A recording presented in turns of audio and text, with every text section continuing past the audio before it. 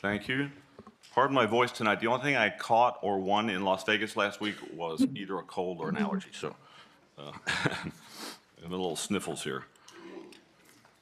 Before I start the public comment section, I thought that I would like to explain the additional two sentences that were added at the last council meeting. I should have done that. I apologize. I just assumed that most people would understand what was meant by that. During the election, I was speaking to some people who were at city council a couple of times to express their opinion about a particular subject, and there are others expressing opposite opinions. And those people felt, they told me, intimidated by comments that were made at the lectern because they were spoken to the audience and not the council.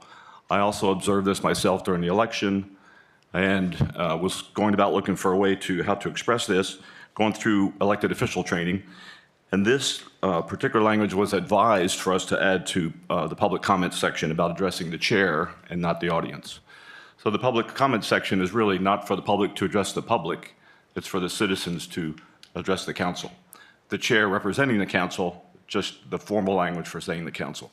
So that's the reasoning behind it, and I appreciate you indulging me. Also, Mr.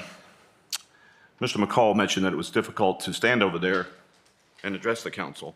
And I heard that, and I heard some other comments about the same, and a friend of mine called me to tell me that as well. So I've asked the city to secure a lectern that we place in the center, just like at many other city council meetings and school board meetings, so that public comments can literally address the council, and so that you'll be able to see the countdown timer as well, which I know is difficult to do from over there. And then the last thing, again, because we do listen to people, regardless of what some people think, I was told, or I saw that I was maybe being unfair by giving some people a little extra grace if I thought they hadn't quite finished their commentary, and not others. So please don't be offended, but I will stop everyone at 4 minutes for their, just to be fair to everyone. Thank you. Item 1, public comments and announcements. At this time, we would like to listen to any member of the audience on any subject matter, whether or not that item is on the agenda. All comments are limited to a maximum of 4 minutes for each speaker, shall be limited to city business or city-related business or matters of general public interest, and shall not include any personal attacks or abusive language. All public remarks shall be addressed to the chair. Comments should not be directed toward individual council members, city staff, or other members of the public. In accordance with the Texas Open Meetings Act, members may not discuss or take action on any item that has not been posted on the agenda. When your name is called, please come to the podium and state your name and address clearly into the microphone before making your comments. Thank you. I have a short list. I apologize if I don't pronounce his last name correctly. John Tro, is that correct? John, are you here? I think this was written earlier in the day. He must have been an internet sign up and maybe is a no-show. Katrina McGuire. Just please make sure the microphone's on. There'll be a green light. Center button.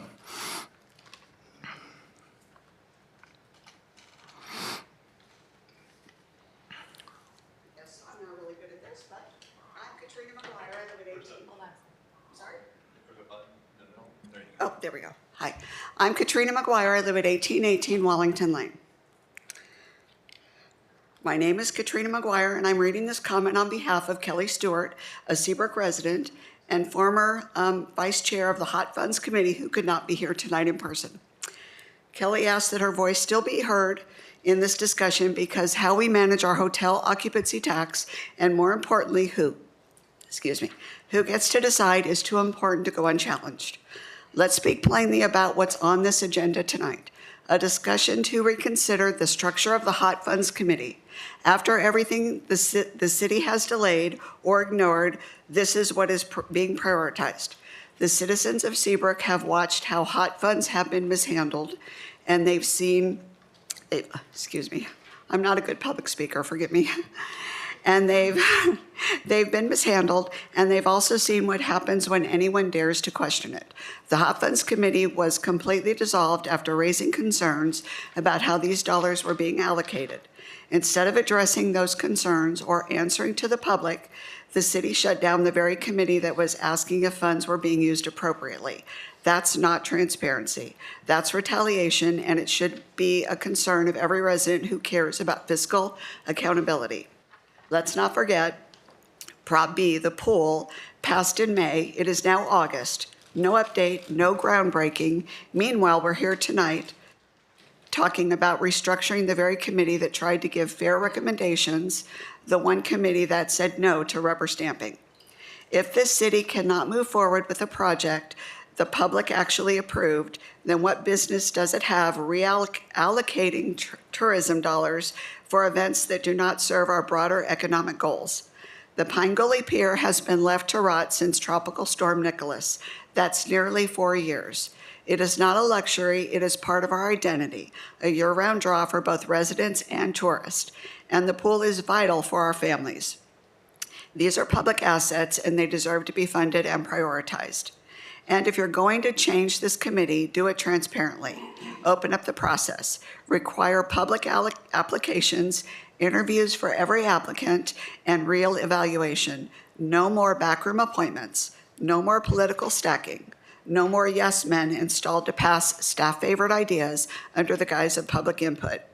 And Mayor Sweeney, because you've insisted all comments be directed or go directly to you, let me be direct.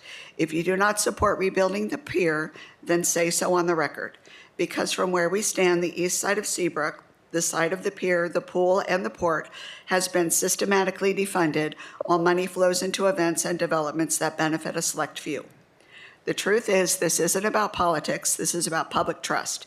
It's about whether our city still belongs to the people who live in it or just those who hold power behind the dials. Every time you ignore the will of the voters, every time you delay a promised project, every time you silence a citizen-led committee, you are the one fueling the distrust growing louder every single day. Respectfully, this isn't just about hot funds anymore. This is about accountability. This is about representation. This is about whether the people of Seabrook still get to have a voice in the future of their own city. Thank you very much. Thank you. You did very well. Angela, I turned you a little bit toward me so that we could see, so I could see if you were making a motion or something, so you're not quite facing the audience. Okay, thank you. Okay. Jose Cervantes is next.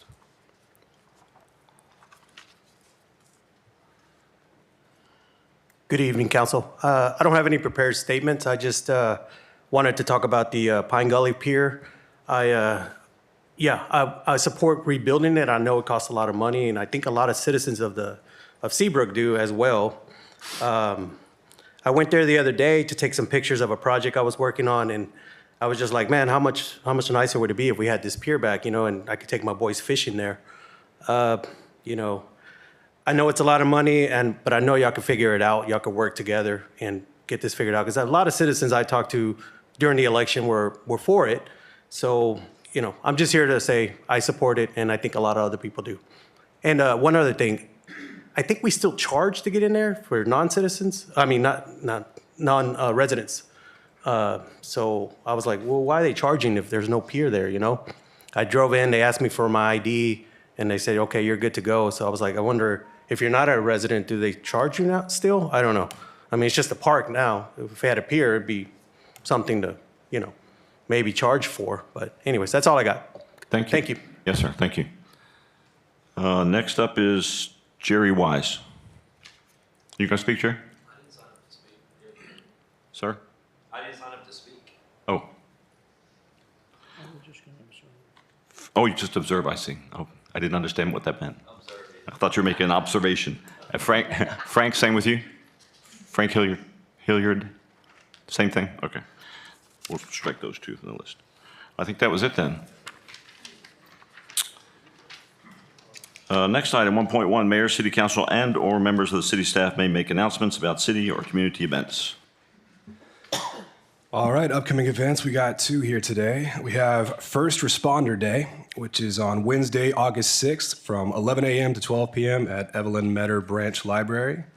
And our second event here is Movie Night at Metter Park, a Minecraft movie, which will be on Saturday, August 9th from 7 p.m. to 9:30 p.m., again at Metter Park. Thank you, and I think I saw that there was a school supply drive during that movie. I saw something on Facebook about that, so check that out on Facebook. Item 2, presentations. Item 2.1, presentation of the annual review by Carruthers Coastal Gardens 501c3 for the Carruthers Community Garden Project. Jesse Jones, PTC member. Thank you, Mayor, Council. Everybody's got a full cup. It's only be about 30 minutes. Keep making them longer in the hopes that you guys won't invite me back, but it's not working. So, yeah, I'm Jesse Jones. I actually president of Carruthers Coastal Gardens and Vice President Nemo Jackson. I think Nemo's here in the back. Secretary Treasurer Amy Sanford, Community Outreach Director Samantha Conaway, and Garden Manager Megan Lilly. We also have an advisory board that's made up of Rhonda Thompson. She handles basically all things nonprofit for us. Haley Lasia, Galveston Bay Foundation, and Hank Kidd is our legal consultant. So with that, I'll kind of run through this real quick. Going back, a lot of folks, I realize there's a story behind Carruthers that's literally a story for another time. When the property was first purchased, there was, it's actually total about 12 acres. A lot of folks just think it's the section over on the water side, on the, what we call the west track. This picture right here is where the garden is currently. However, this picture I think is from 2012, 2013, and this used to be the Parks Department. So down here, I don't know if you guys can see my cursor, there's an office trailer down at the bottom. The big square to the right was actually animal control. If you go in there right now, there's cages where they used to keep the animals and such. So this property sat there, I guess they used that up until whenever the new Public Works building was built. When was that, Gail? Was that? 17. Okay, so these guys were here using that until the new Public Works building, and then they moved all this over to there. There was something that came about when Carruthers, and I'm sure you guys have heard about the wedding venue and all the other things that went through. We developed a task force. The city put together a task force, had 11 folks on there that were tasked with coming up what to do with the Carruthers property, the entire length of the thing. One of the things that came out of that suggestion in trying to repurpose the property was to do a community garden to kind of get things going. So we came up with this diagram, presented that to council, and there you go. So that was October 19th, 2021, and so began Carruthers Community Garden. This is what we got when we looked at that area. We walked in, it had been literally closed to the public at that point, I think for 8 years, nobody had been back there. So when we went back in there, we saw this. This here, now this has been cleaned up. This is a month or so later. You can see the fence has been repaired. All the vines have been torn off of it.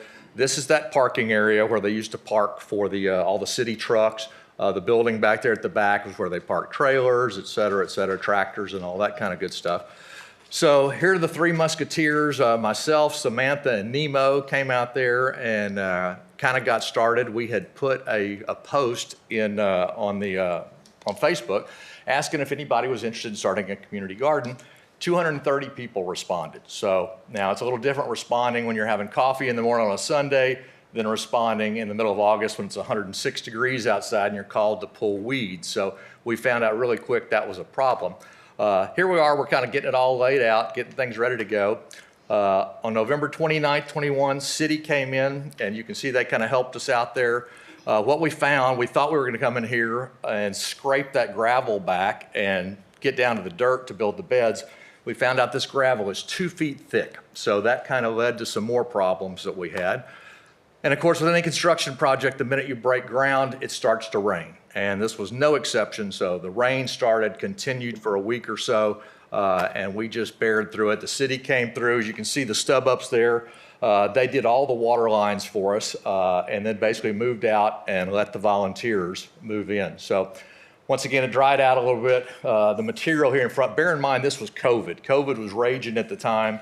You couldn't even get materials and went over to Kima Hardware. And if you guys know Tony over at Kima Hardware, I was asking her to give us materials, and she's like, I can't even get materials, much less give them to you. But she was able to get us the stuff that we needed to build the beds. And so work began. And every weekend, weekdays, in and out, volunteers would show up. It's the one project here in the city, the one amenity that actually was built by the volunteers. We all went out there. You can see we put the beds together. You look out there right now, you can see in this picture, it's pouring down rain. We were all up there standing underneath the deal. It was cold, wet, hail. Here I'm doing what I do best, leaning on a shovel, giving direction, leaving that to the young guys to get all of our beds set. So there we pretty much finished setting up all the beds, getting things ready to go. Here's March 1st, 2022, total 90 days from the time we started until we were ready for planting. Still some stuff to do inside, so the gals went inside, painted what was a rat-infested storage unit, cleaned it up, got the rats out, little paint. Once again, we would have a different crew out there just darn near every weekend to help us get things together. Here it's obviously getting a little warmer. So once again, here's kind of what we started with. And then, if it works, looky there. There's what we've got now. So built that. One thing I'd like to point out up here in the top is the pile of limestone. So once we got started, the city had pretty much told us, don't call us. Here you go. It's done. You guys deal with it. So we don't call the city for a load of limestone. We call Gulf Coast Limestone. They come through Bob Robinson, our former mayor. They're one of the sponsors of the garden, so basically we pay what it costs a driver to come deliver that. And so a lot of things we get taken care of because of our 501c3 status. So you can see once the gravel's laid out, it looks a whole lot nicer. I think that was actually our first growing season. Here is the end of that first growing season, so you can see everything going really well. Then we started our classes. So once we figured out we could make this work, we became a classroom situation. So this is a group of Cub Scouts. I think right there we're making seed bombs. So got all that done. This was actually a fun project. The Cub Scouts came through, and you can see they're planting things. So we gave them all watermelon seeds, and they planted them. And then one little boy wanted to know, well, how he'd know where he planted his. So you can see we gave them all popsicle sticks, and they labeled them. Cool thing about this, they came back 3 months later and gathered up their watermelons and ate them. So that was one of the most fun things. These kids, we have them come through. We have literally had hundreds of kids come through. This is kind of funny. This is the Boy Scouts, another group back here trying to figure out how to divide a 20-foot bed into 11 sections. I think they spent about 4 hours trying to do that. So. Projects, Eagle Scout projects. This young man built our compost bin there to get his Eagle Scout award. You can see what he finished there. We've got beehives. That's a worm farm. We just do all kinds of fun things at the garden. Here he is actually getting his Eagle award. He sent me that picture after he got it. Here's some kids taking care of the worm farm. And it's not just the guys. So the Girl Scouts get in on it too. This is over, I think this is at Hester. We also coordinate. We had a group of girls came to the garden. They were doing it, and then their leader wanted to know if there's something they could get involved with permanently here at the city. And I said, well, yeah, we got parks all over the place. If you're familiar with Hester, you know that there's a butterfly garden there. It was an absolute mess, and the girls took it upon. They come out there twice a year, and they clean it all up for us. There we go. We gave them a sign and the whole 9 yards. So we kind of helped coordinate that also. Once again, the girls get in on it. This is for, what's the Girl Scout Star Award, I believe. This young lady did a water harvesting project. We'll be hooking that up to our new greenhouse that's coming along. We have plant starts that we do inside so people can come in, get their plants growing so we don't have to really purchase anything. So we've got that available to folks. We grow all kinds of stuff. These are actually trees that we've got growing for the park system. We also have our tree giveaway. So this is something we do several times a year, along with Trees for Houston. So they're one of our friends. They come through, and actually, I don't know if you guys know Barry Ward. He actually lives here in Seabrook, who's the president of this organization. And to this point, I think we have given away 1,250 trees to Seabrook residents. We also do we call it the Seabrook Safari. It's basically guided nature tours. Samantha, master naturalist, she'll be leading those tours once it cools off a little more. So summer doesn't seem to be a popular time for us to do the tours. But as you can see, when we were doing them, we would get quite a crowd of folks. Not sure what Deborah's pointing out there, but I'm sure it was something interesting. Sponsors. Here's Beacon Federal Credit Union. Showed up one day. We didn't even know. They came up and said, hey, we want to give you guys $500. So we were like, well, we'll take it. The Seabrook Association came on board early on, helped us out. I think that was year 2. We did not yet have any sponsor money, and they came forth with $2,500 to help us get started. Botanical Interest Seeds has donated over $30,000 worth of seeds to our 501c3. Now, obviously, we can't use $30,000 worth of seeds, but we distribute these to the Harris County Master Gardeners, the Galveston County Master Gardeners, I think it's Gardens in Schools. We do the Harris County Public Library, Galveston County Public Library. So we get all these seeds distributed out to a whole lot of folks that can use them. And of course, we use whatever we need for ourselves also. So here's the thing. I think this is actually at our library. Bad picture to the right is their little seed library that they keep over here at Evelyn Metter. This is when we built a bed out front along with our signage. Some of the kids made the signs for us. This was done with a $600 grant from Native Plant Society of Texas to build a pollinator garden. Came out there, built that block by block. I think Nemo laid almost every one of those blocks. We filled it up with dirt, got the plants planted, got our sign put up, looked like that. And there it is, I think, maybe 60 days later. So everything grew in quite nicely. These are our sponsors. These guys take care of us. Everybody on here from Kima Lumber, Botanical Interest, Sherwin-Williams, our soil people, Port Houston, the city, Seabrook Association, Beacon, Gulf Coast Limestone. So if you're out and about, please take care of these folks. Now, we're also a member of Urban Harvest. Urban Harvest is I guess it's an organization here that they represent 127 community gardens in the Harris County area. We are a member. We are one of those 127. We are the only garden that exists in the entire system that is accepted into the Texas A&M AgriLife Extension Service. That is basically the Master Gardener program. Our garden, we do a lot of learning, a lot of teaching there. So both entities, both Harris County and Galveston County, have come to our garden and certified it so that people, interns with other counties and other Master Gardener programs can actually come to Seabrook and their hours will count towards their Master Gardener, what they need to get their Master Gardener certificate if they come and work at Carruthers. So it's actually a very, like I said, we're the only one out of 127 that have that honor.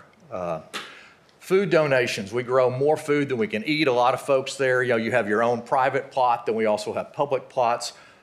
We get, and I'll go through this quick, more, like I said, we've at this point given away, I don't know, well over 1,200 pounds of food. People say, well, how do you know that? Well, we weigh it. We actually have a scale and we harvest. Whoever's in charge of harvesting on that weekend weighs it. We make a list, what it is, how much it is, where it's going. And man, I don't know why we get so many eggplants, but eggplants do really well here if you didn't know. These are, was it Nemo? Milkweed? Growing milkweed, so there's right after it looks like we planted them, and there's a month or so later, so we use these in our plant sales to help raise funds. Bees, like I said, we do bees, so if anybody's interested in learning about bees, I now wear a bee suit because I learned the hard way. So I've been warned that I thought I was the bee whisperer until one day I wasn't. So Sherwin-Williams, once again, is one of our sponsors. So they actually supplied all the paint for our beehives, and they supply all the paint that we use out at the garden. So this is fun. These are some guys from Chesapeake Bay. They are actually some of our original gardeners. They've had a bed since day one. There's about 7 or 8 of them that come out on a regular basis and take care of things. The lady there in the light blue, Gary. 90 years old. Do you know her? Yeah, Yvonne. Is she 93 or 90 something? Yeah, lady's 93 years old. You turn around, she's got a wheelbarrow and a hoe, and she'll pass up any one of you. I guarantee you. She is a pistol. Here's another one of our classes. I think this was a Seabrook rock painting class. It was one of our first classes, very popular. Once again, here we've got some brownies out there doing their thing. More eggplants. Here we got a little bit of variety here, some carrots and some radishes, it looks like. Okay, this is pretty funny. Watch the little kid on the left. Ba-boom. There's 2 months there. I love this picture. I can look at it over and over again. So a lot of stuff going. Okay, here's me before the board of directors for the port. I look pretty serious there, don't I? I was told, I'm like, I sold it though. We left there with $24,000. So that was when we had done the grant request for the greenhouse. So I loved it when we posted this check. It says $400,000. My phone started ringing off the wall. I'm like, no, we didn't get the whole $400,000, I wish. But have a progress report. So there's what we started with the building that's back there at the back area that used to house the trailers and trucks, et cetera. Here's the plans that we did in-house to be able to turn in for our grant, kind of showing what we had proposed to do. Guys came out and started laying block about a month ago. This is actually not a cheap, but this is a split-face block. It's no different than what's done on the building here. We capped that. That's actual Italian travertine marble, bullnose along the top there. So that's kind of what it looks like now. We have the cage put up. The glass goes on next. We have the roof is on at this point. Kind of get a better look there. Everything is galvanized and powder coated. Should last past my lifetime anyway. Getting ready to put our doors in. As you can see in that picture, the roof's on. This was actually, I think, last week. So we're making a little more progress now. Like I said, there you can see how everything's powder coated, made to last. So that's pretty much in a nutshell. We have a lot going on. Be happy to answer any questions. Anyone? I have a question. Angela, you good? We good? All right, guys. No, hold on. Hold on, just. Go ahead, Hold on. Summer. Okay, so all of the vegetables that you guys grow, where are you donating them to? That is, what's the name of the place? Ray of Light over in Shore Acres. They actually have they're a food pantry. They also get deliveries from all the big places. People have asked, oh, we'll give it away here in Seabrook. Well, we can't, because one day we might have 60 pounds of onions, and the next weekend we might have 30 pounds of carrots. When we take it to Ray of Light over there, they've got refrigeration that you can walk in. They take care of the food bank of Houston comes and brings them rice and bread. And that is actually the closest food bank to us. There's also one down in Bay Cliff. There's one over in Clear Lake. People in our area that need food, they know where they are, and actually they go to the one in Shore Acres. So, Sure would like it here. Okay. That's exactly what I was thinking. When you said, I knew where you were going with it. I was like, okay. It's just too. It's a huge thing to pull off. We probably put in 1,000 hours at the garden. The people that do the food bank, they do 1,000 hours just distributing food. They're two totally different things. So we kind of stay in our lane and supply them with food. So. Okay. Angela?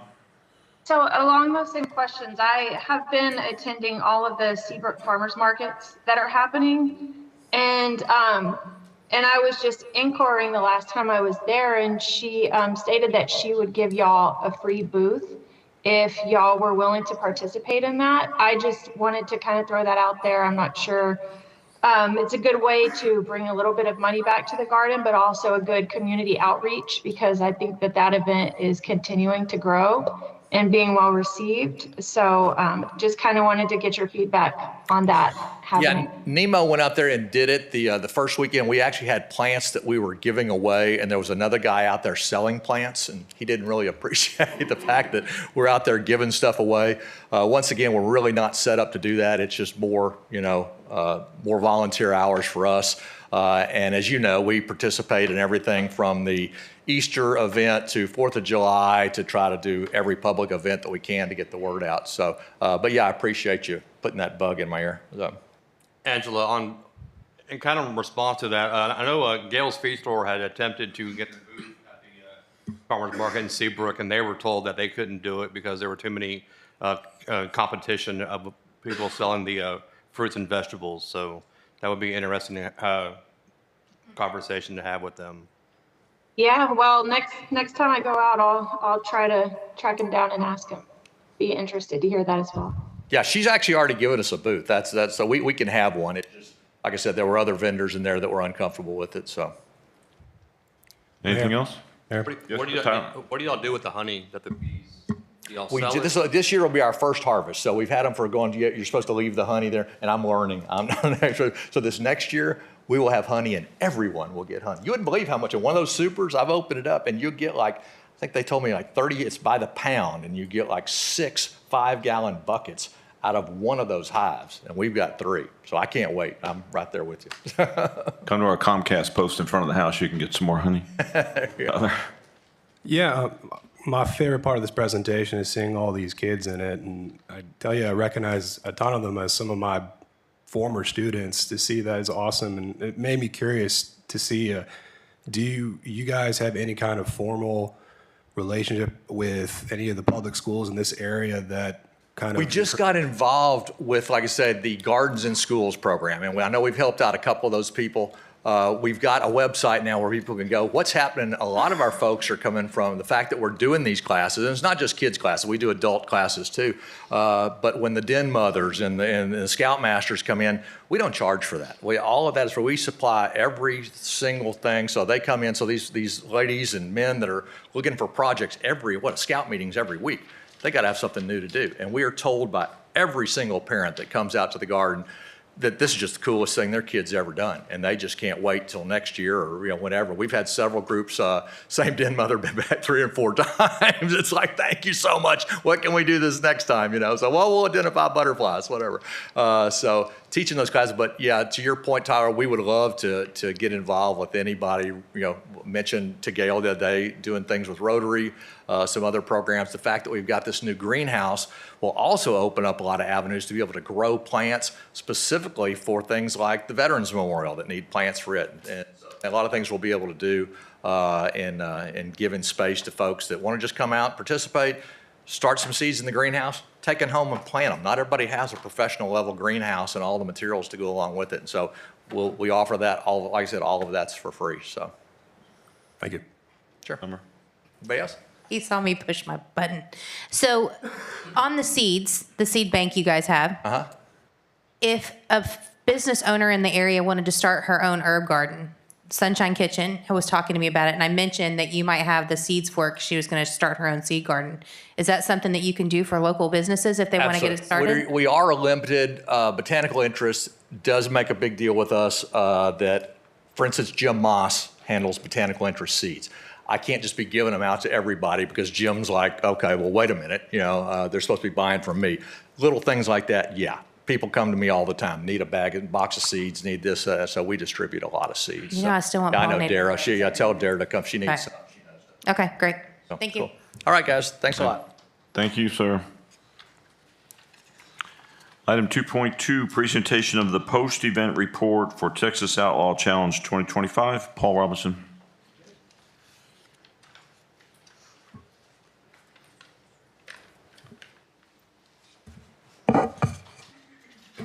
I tell you, I just got to say, I feel a whole lot better after watching that presentation.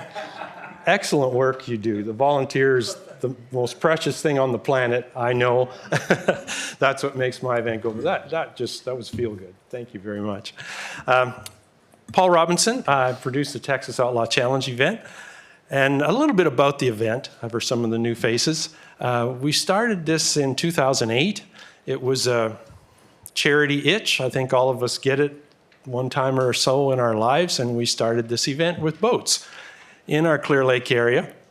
The first year we had 26 boats of my friends, and I think it was 60 or 70 people, and we had a great time going to the marinas and the restaurants, and it was all very much local. And then it grew with the help of the Texas public people, as well as national people, as well as international people. We've had people from Canada, Dubai, Europe, very international. And in our biggest years, we were over 200 boats, over 2,000 registered guests. We fell off on our COVID year, and we're slowly coming back. This year was 110 boats and 1,500 folks. So it really came back again, and we seem to be creeping up. So we're pretty proud that that's going to happen and continue. There was a lot of big percentage of our boaters this year were new boaters, which is nice new blood. After 18 years, you've got to have some rejuvenation of continued interest in an event. So we're looking forward to approaching 20. We've got a couple more years to go to hit 20. We have charity goals. We, in the 18 years, are now just a little over $150,000 of donated funds to charity groups and groups in need locally. We do Shriners, we do Lions Clubs, we do Rotary Clubs, we do environmental conservation, on and on and on. There's 10 that we actually support, and we enjoy doing that every year. So we're looking to continue that as well as what we do now. But what happens at Outlaw Challenge? So we have registered boats come into town. We have locals that participate as well. And again, we go around to different venues around the lake and the bay. We give them their best weekend of the year with revenue input. I'm told that continually. That is a success for me to be invited back with the event and to give them their best weekend of their year every year. Let's go to the next slide. I'm hoping these videos run, but here's a little bit about the shootout. The shootout is our main event held off the shore of Seabrook here, and it's a high-speed run that boats do. Here's a little short video. We have helicopter coverage, cameras, we have a huge safety group, and this year there were almost 200 and some odd boats, over 200 boats staged on the lake, which is at a no-wake zone for Friday morning for this particular Coast Guard permitted event. And the people were just anchored in their designated areas watching these boats go through at high speed. We've had record speeds of 184 miles an hour on Clear Lake in 3/4 of a mile. And as I said, it's all shut down. Law enforcement, I think there's about 13 safety boats, divers, helicopters, ambulances. We're very well positioned on the safety front. We have a perfect safety record. But this just gives you an idea of what happens on the water on that Friday morning, usually the 3rd or 4th week of June. So there's all the boats in Clear Lake anchored enjoying that event. Why would you come and watch the event? There's 3 events like this in the country. There's one in April in Lake Havasu. There's Texas Outlaw Challenge. We'll go back to that other video at the previous slide, please. And there's one in the fall in Lake of the Ozarks. So it's a triple crown. And these are very well organized events, and sometimes things happen. So let's play this one. This was from April this year.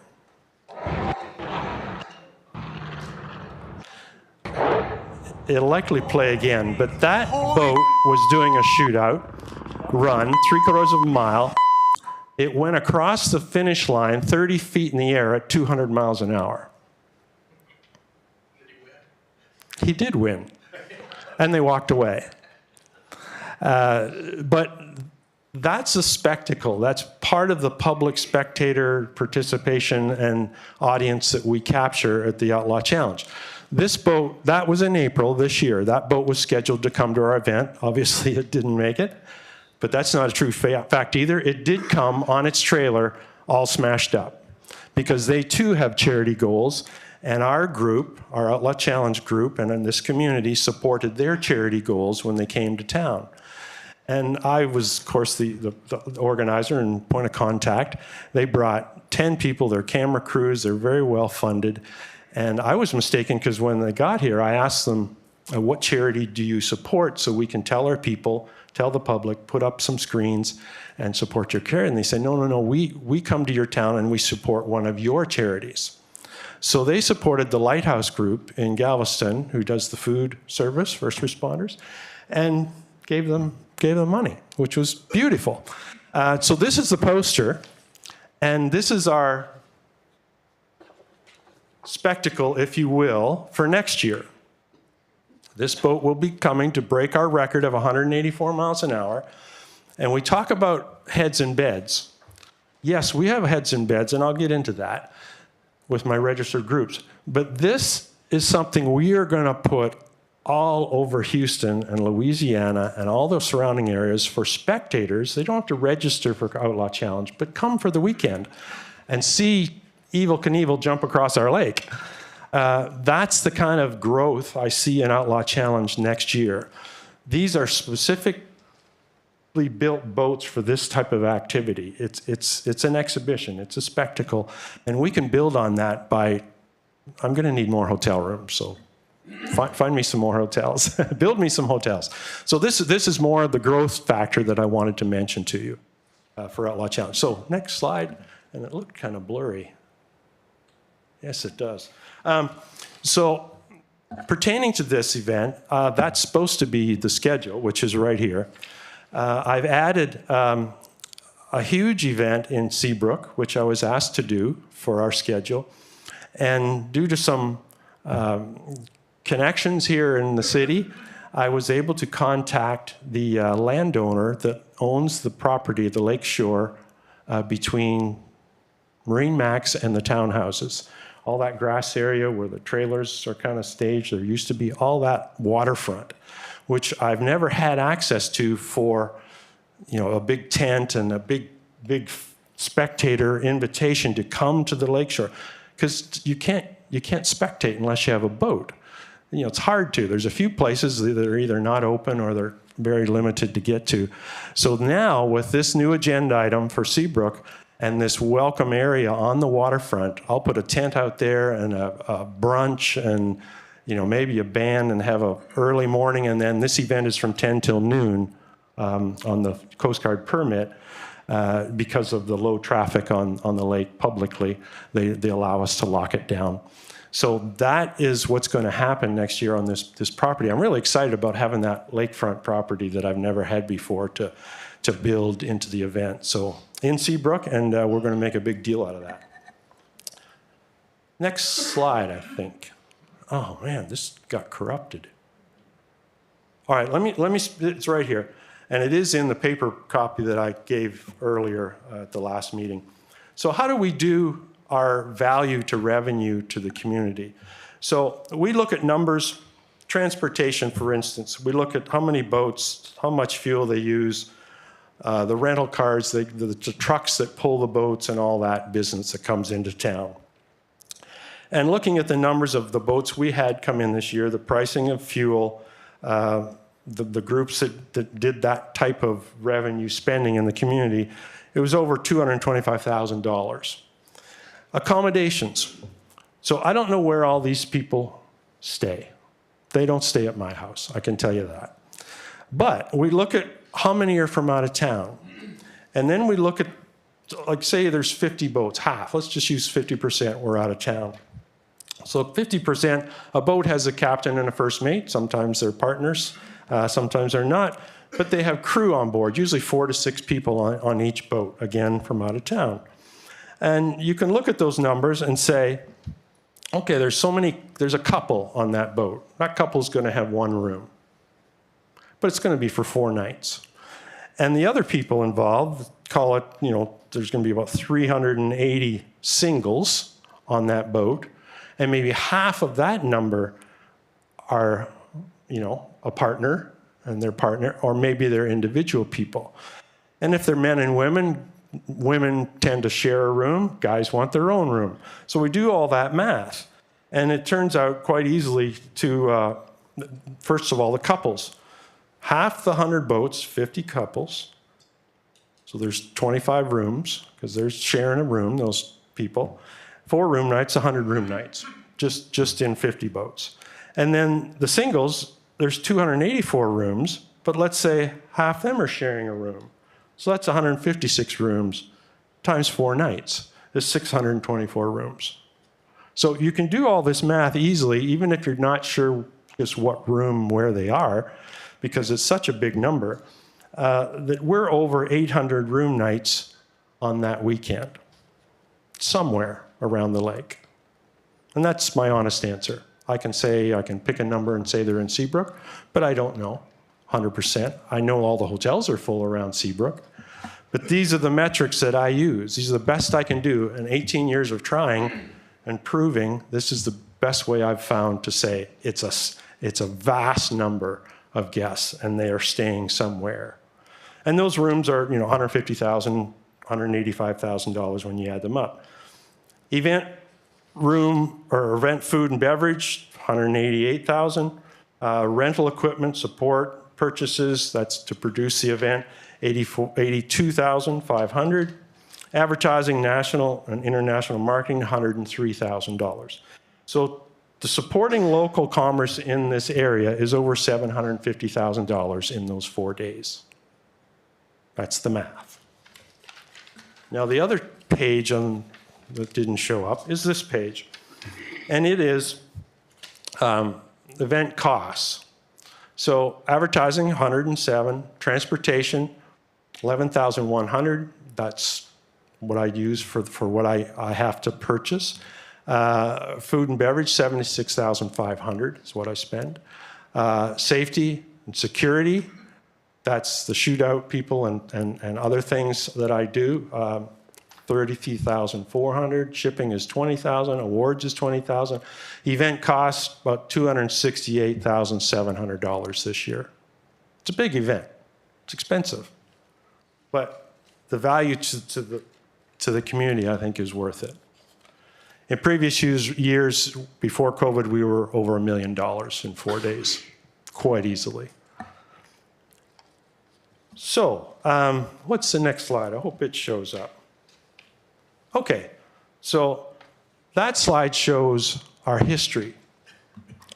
It says how many boats were here, how many volunteers I had, value to the community.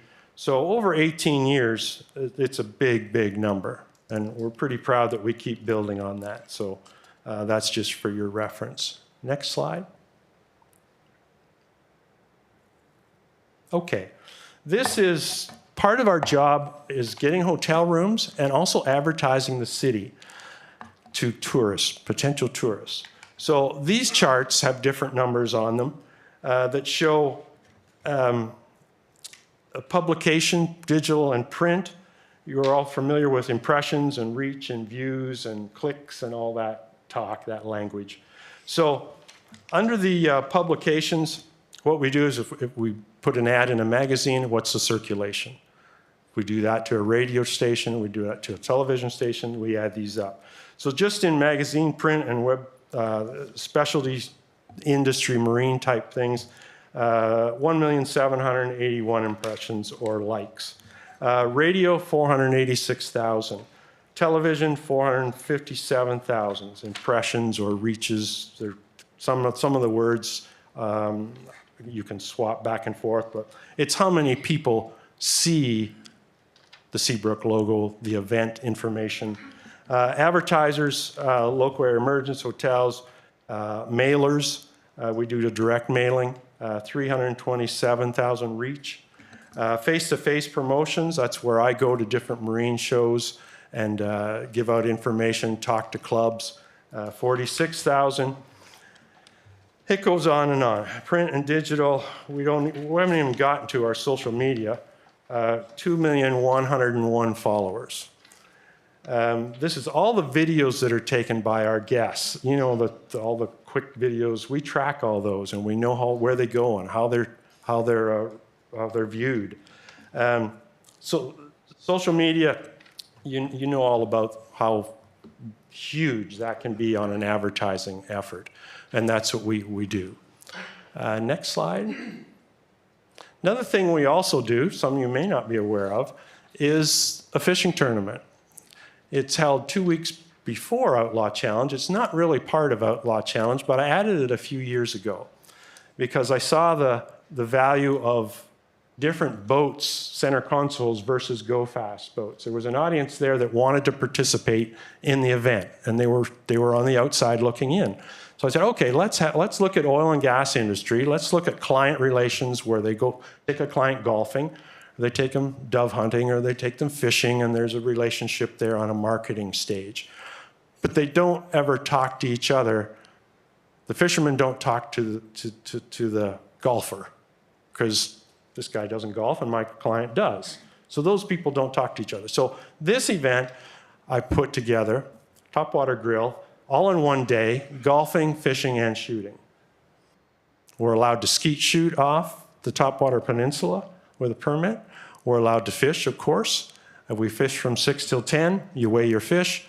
You shoot 6 clays. For every clay you hit, you add a pound to your fish. Then we have an environmental conservation barge, which we support as a charity group. Brings their barge. We put a big blue swimming pool on the barge. You get 6 golf balls for every ball you get in the pool. Hole in one, you add a pound to your fish. And it's a circus. People just have such a great time. And it's going to be a huge event here very soon. I haven't come to council yet. Your logo is on here, of course, but I haven't come as a separate hot tax deal until it's worthy of that audience and those dollars. You have to build it to set that before I come to you for that. But we're working on it. We're working on it. I do have this that I handed out last time that has details. I apologize very much for the blurry. I guess they got encrypted somehow, and some of those didn't change either. But anyway, that's really all I have. Welcome questions. Our next year event is the last weekend in June. It's always the fourth weekend, which is the week after Father's Day. And we're really looking forward to year 19 and appreciate your help getting there. Thank you. Yeah, I had a quick question. Please. Awesome event. I'm looking at your volunteer numbers here, and I think any event that can pull 45 volunteers for anything is really impressive. I'm curious, what is your process in recruiting local volunteers and that? Maybe we can learn a thing about that. Armbands and T-shirts are the best currency in the world.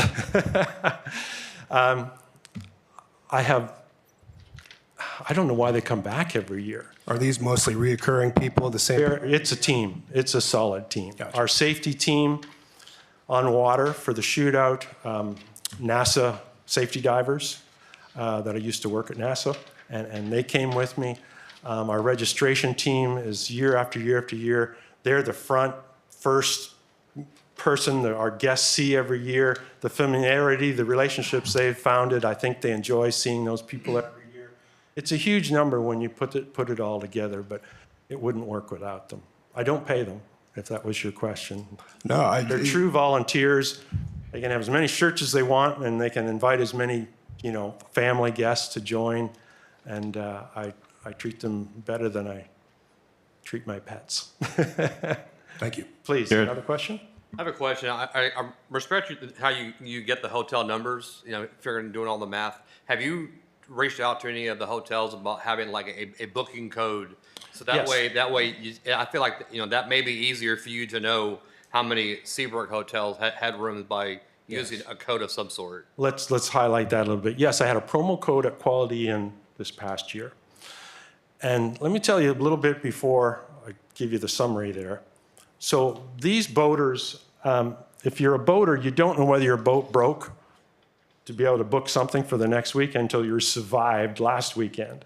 So I don't have people booking months ahead, even out-of-towners, because if their boat breaks, they're not coming. And my people don't look for discount.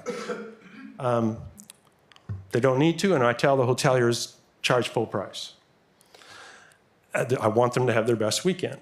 And they don't look for discounts, and they don't like to share their information, Quality Inn, for instance, they showed me bookings, I think it was 3 or 4 bookings.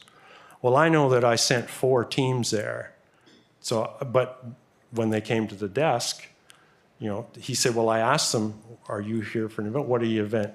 What event are you here for? I know they won't tell them. It's really not so, they're a very confidential group. They're business owners, they're just not outgoing like that for information, so I struggle with that. So yes, I tried it. I will try it again. It's disappointing all the hotels wouldn't do that because I went to all of them to suggest, because that was recommended last year, maybe give that a try. So it's been a struggle. For 18 years, it's been a struggle. And I haven't found the perfect thing because my people don't book ahead. A room block is useless because you have to have a room block with a dead end. And it has to dead end 2 or 3 weeks prior to your event because the hotel has to be able to book those rooms if your block isn't filled. Well, my people don't call for 3 days before the event, the day of the event. And they come crashing in with 15 people in their crew. But I've learned that. So this is how I try to present to you. And you ask the hotels, they're all full and there are boats everywhere. So I'll keep trying. Thank you. I wanted, sorry if I may.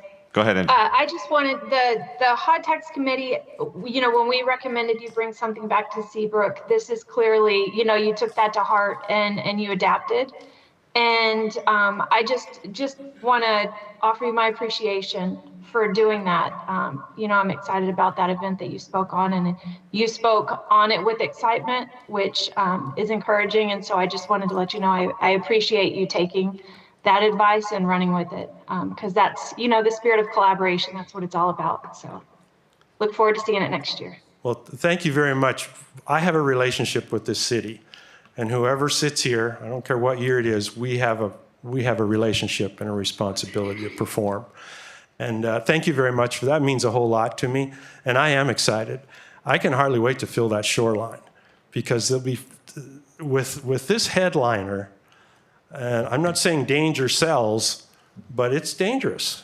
It's a big thing out there. Our record out in Galveston Bay, I used to have it in Galveston Bay, is 201. A twin turbine boat came and laid down 201 miles an hour out there. It's a wild thing, but it's a safe event. We're all about that. I'm very strict with rules. I've kicked people out of the event. I have no question, no problem doing that. And we're still here, and we're a national event. Thank you for Paul. the time. Appreciate it. All right, item 2.3, presentation of a certificate of recognition to the Seabrook Emergency Medical Services EMS providers for their service during the recovery efforts of the July 4th Central Texas floods in and around Kerrville. Kevin Rogers, Fire Marshal, Emergency Management Coordinator, will do the presentation. Thank you, Mayor, Council. So a little brief synopsis kind of reminds me of the media continuing to ad lib on something that's happened months ago, but anyway, here we go. Over the July 4th holiday, the Texas Hill Country was struck by an intense flash flooding following days of heavy rainfall. Rapid rise in rivers and creeks caused widespread damage across several counties, overwhelming local resources and displacing residents. Communities faced road closures, home evacuations, and water rescues as floodwaters surged. The Texas Department of Emergency Management, or TDM, as you'll learn what that means, quickly activated the state resources, coordinating with local jurisdictions to support rescue efforts, deliver emergency supplies, and establish shelter for displaced families. City of Seabrook EMS is part of the Southeast Texas Regional Advisory Council. SETRAC played a vital role in regional coordination, emergency medical response, deploying personnel and assets through the state's Emergency Medical Task Force network. The logistical and operational support help ensure medical readiness and continuity of care in affected areas. Texas Emergency Medical Task Force 6, under SETRAC's direction, was deployed to assist flood response operations. The task force personnel provided medical support, assisted in evacuations, and conducted welfare checks in impacted communities in often difficult and rapidly changing conditions. This coordinated response demonstrated the strength of Texas' emergency management system, with the state and regional partners working together to protect lives and begin recovery in the aftermath of the flooding. So with that being said, I would like to take a moment to recognize two outstanding members of our team, Chief Robert Turner and Lieutenant Daryl Fells, who couldn't be here tonight. He's on training, for their recent deployment through the Southeast Texas Regional Advisory Council to assist in the response to the Texas Hill Country floods incident that occurred July 4th holiday. When the call for help came in, Robert and Daryl did not hesitate. They answered the call with professionalism and skill and compassion. Deployed as part of Texas Emergency Medical Task Force 6, they provided critical medical support, assisted in evacuations, and helped ensure well-being of both victims and responders under challenging and rapid evolving conditions. Their dedication to public service and willingness to leave the comfort of their home and to serve in the disaster zone reflect the very best in emergency response and public health. Robert and Daryl, on behalf of the City of Seabrook, your fellow first responders, and those whose lives you impacted in the Hill Country, thank you.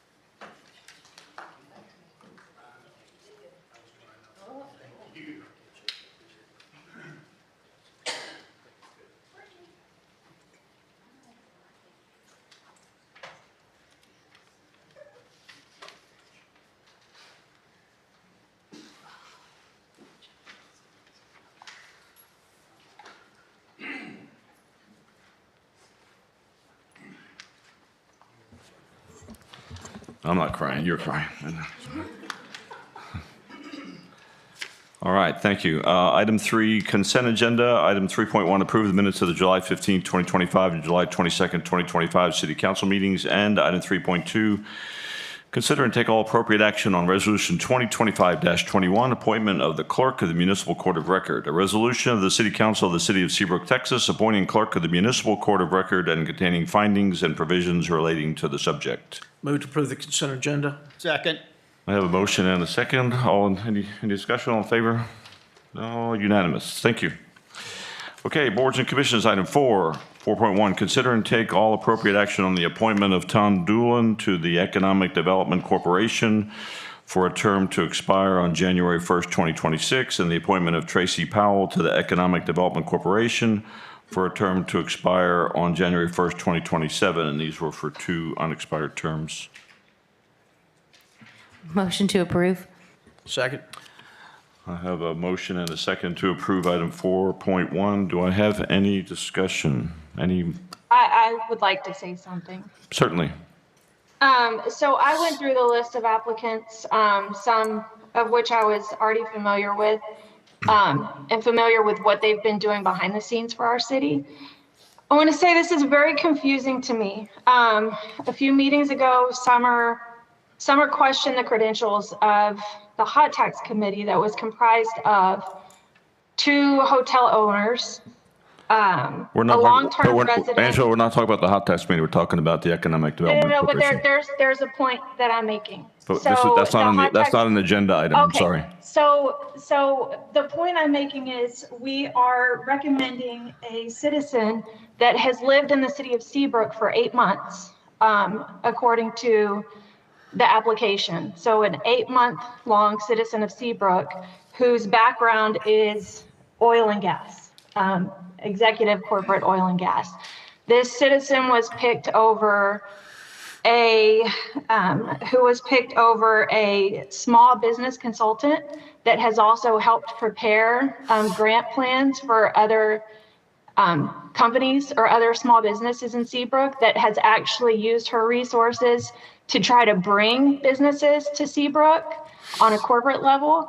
We're passing up a commercial construction manager that has lived in Seabrook for a long time and tried to host events to help these small businesses. We're passing up a long-term citizen that once sat on planning and zoning for a very successful neighboring town that also is a business owner. So Ms. Powell, yes, I absolutely think that her resume speaks for itself. She's she's a realtor.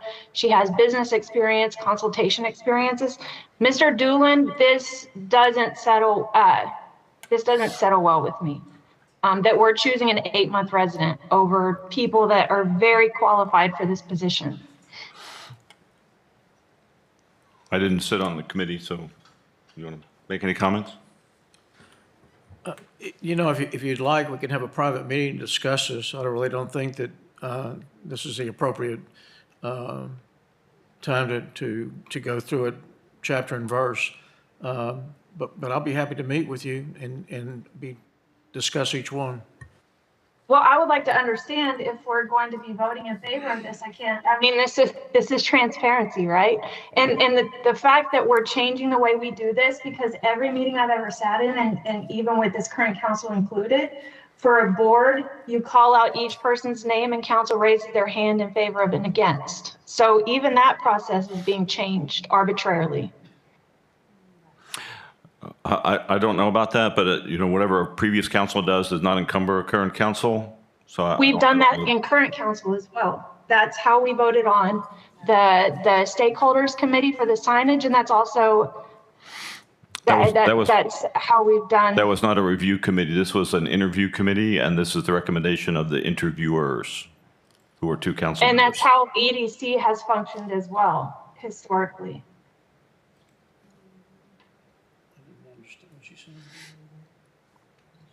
She's saying that we're changing the way that we vote on members. We used to vote, each person would come up and then the council would vote. We can do that.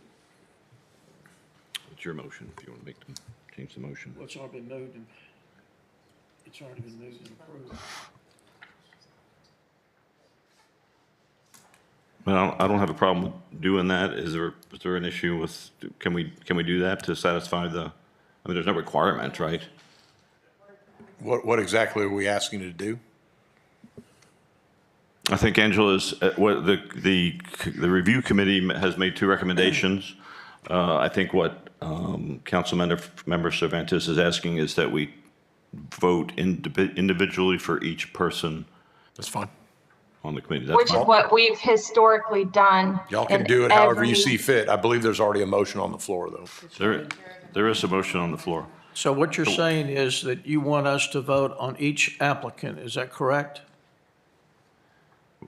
Correct. I don't understand why we've changed it. Correct. But I'd also like to understand why this gentleman was chosen over people that on paper for this particular position are very much more qualified to Yes, sit sir. on EDC. As I said, I'd be happy to meet with you, but the way that That's this, not transparent, buddy.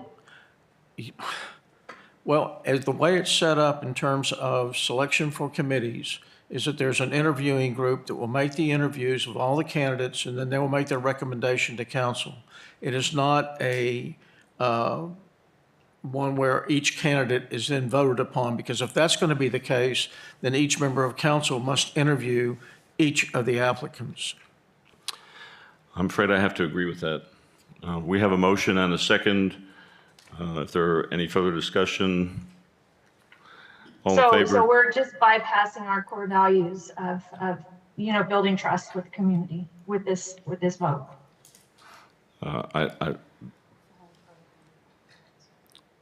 All in favor? Opposed? Councilmember Cervantes is opposed. Motion carries.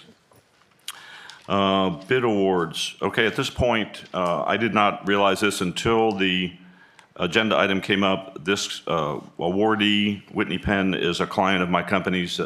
The revenue threshold does not come close to meeting the legal requirement for me to recuse myself. However, just to avoid any lack of transparency and to be very conservative, I'm going to recuse myself from this vote. And Mayor Pro Tem will take over, and I will be out in the lobby. Somebody come get me, please. Okay, item 5.1, bid awards. Consider and take all appropriate action on bid award for RFQ 2025-09 for professional auditing services to the firm Whitley Penn LLP as the external auditors to perform an independent audit of the financial statements of the city for the fiscal year ending September 30th, 2025 and 2026 and 2027 and 2028, with the option to extend the contract for 1 or 2 fiscal years and the authorization of the city manager to execute the contract. I make a motion to approve 5.1 auditing services to Whitley Penn LLP. Second.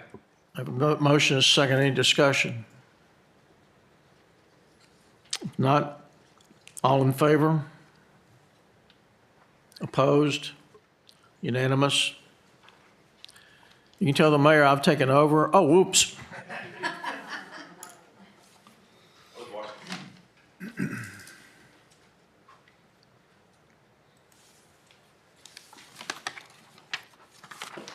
Thank you. Item 6.1, pardon me, 6, new business. 6.1, consider and take all appropriate action on the Parks and Trails Committee recommendation to designate the northbound exit ramp of State Highway 146 at 10th Street as the location for artwork to spend the Keep Texas Beautiful grant proceeds. John, you're going to make the presentation? Yes. Thank you. My name's John Coggershaw. I'm on the Parks and Trails Committee. Background, Seabrook has been applying. We've done pretty well on the Keep Texas Beautiful Governor's Community Achievement Award. The state gives out $2 million every year to 10 communities. Our community, Seabrook, was one of the winners last year for the amount of $160,000. We were, just as a little background, we started working on these grants, on this award back in 2017. In 2018, we also won. We received gold star status with our grant application, and we won in 2018. You're not allowed to win twice or receive money twice in a row. You have to wait 4 years. So we won the second year we tried back in 18, and then we've won again last year. How it works, there's 7 standards that the set of Keep Texas Beautiful judges work on. They assign a grade of anywhere from 0 to 100 points. Last year, Seabrook got 94.5 points out of 100. There was 50 communities that applied, so our track record is pretty darn good. Our committee is blessed we got some really good writers. Sally was a past editor, and Nemo did the one last year for us. So we've had a lot of success, but the city has done really well on the 7 different attributes that the judges look for. We have done really well with the things. We have cleanup drives, recycle programs, trash cleanups. We track all our volunteer hours. We track how much trash we pick up. What's been a challenge for us over time is each year, so even when we don't win, you still have to apply to keep your gold star status.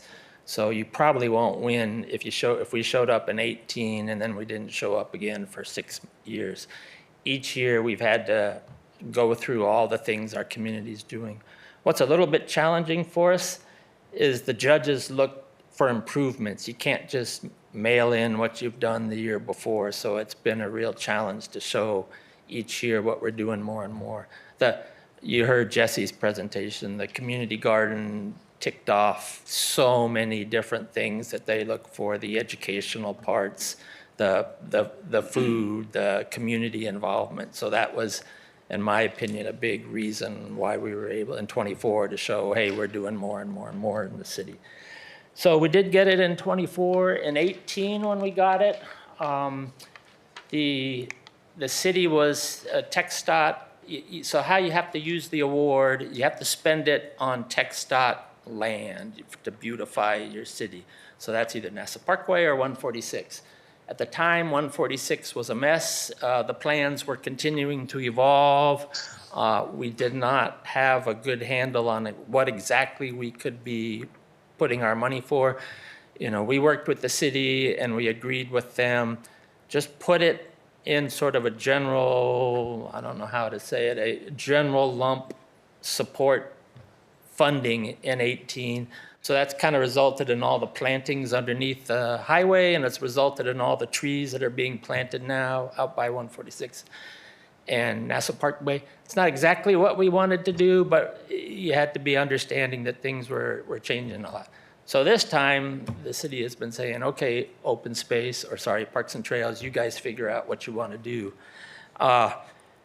Even now, even last year, we were struggling a little bit down at the end with Red Bluff and 146 because the state, decided to put in another lane, and their construction delays have caused us not to know exactly where we could spend the money on.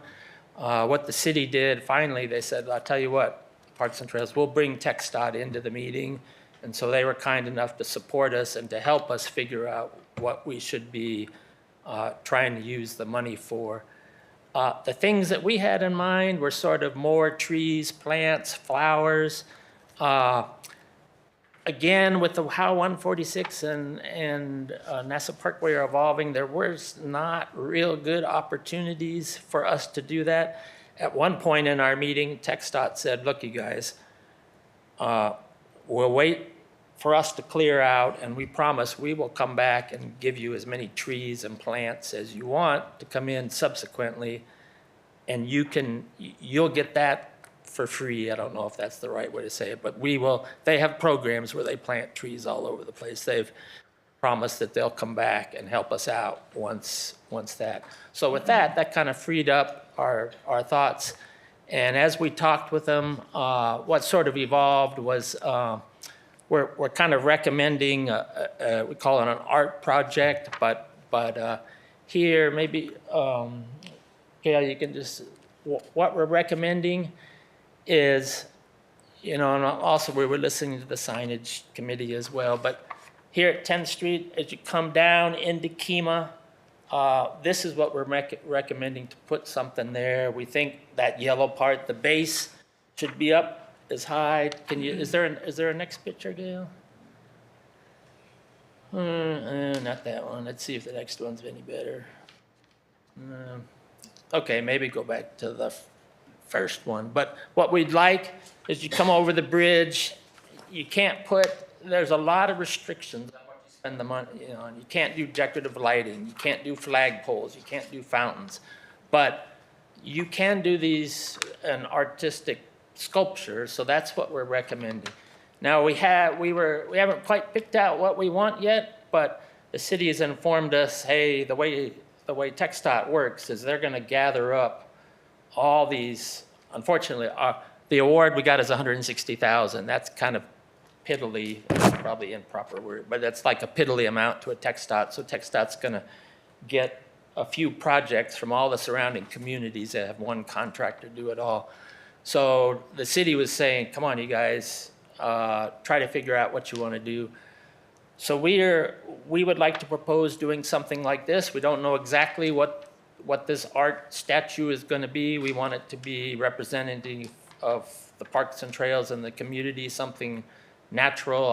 I'm supporting one of the native birds that are on Seabrook's on the upper Gulf Coast, Texas Birding Trail. I'm supporting one of this. Just my little clip art thing. That's the heron from the library that looks real nice, but it's a lot smaller. So we think it'd be real nice right here. That's TxDOT land. When we showed it to TxDOT and talked to them, and we talked to Brian, everybody's like, yeah, we think that would probably be okay. It fits all the requirements. So if it's okay with you guys, we would like to turn it over to the city to take the next step and start working with TxDOT with our idea, with the understanding, okay, it's going to be some sort of sculpture of this rough size and height and whatnot, and is this okay, TxDOT, to use our money on? And Gail's going to help us.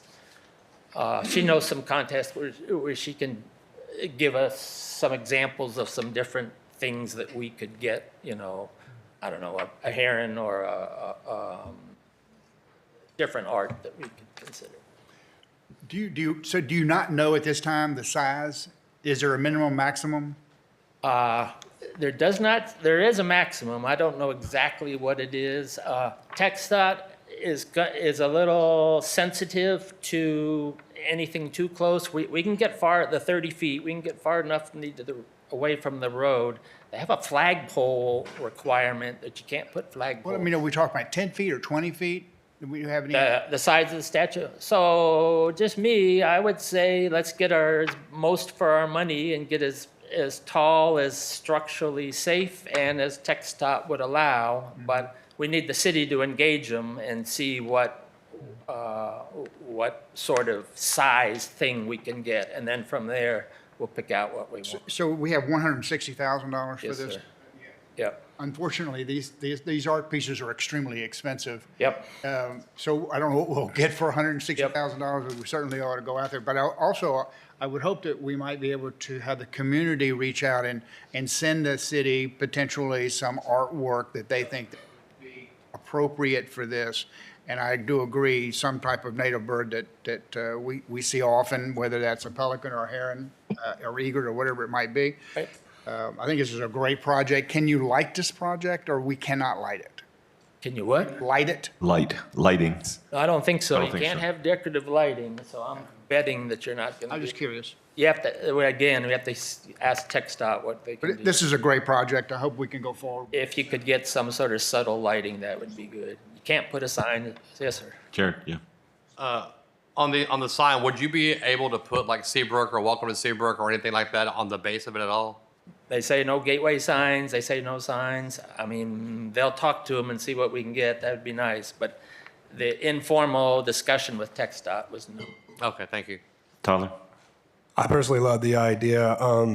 I know for a time I lived in Stafford, right off of 59, and for someone who's unfamiliar with that area, the city, if anybody's been by there, has these maroon monolith structure things, and it was useful for someone like me to know when to get off 59 and not end up in Richmond.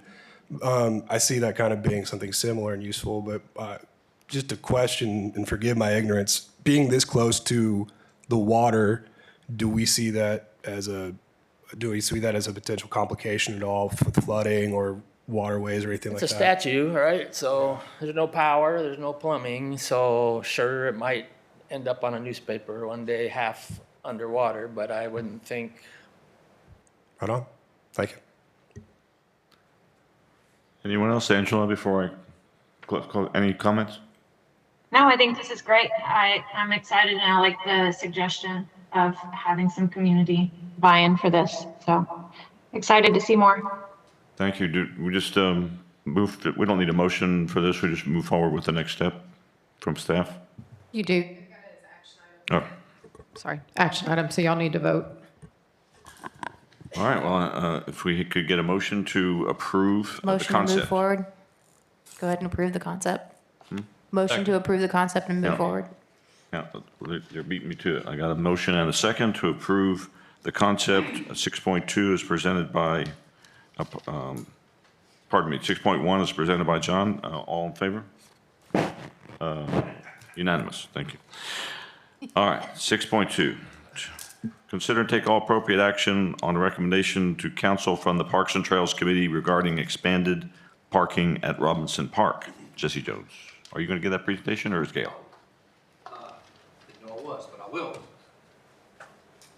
This is actually where the new lifts, if you know where we are here, does everybody understand we're kind of north of the intersection? That's Toddville running this way, and Red Bluff is at the bottom of that picture. Yeah, down there where you point. So there's the current parking area there where it says Robinson Park.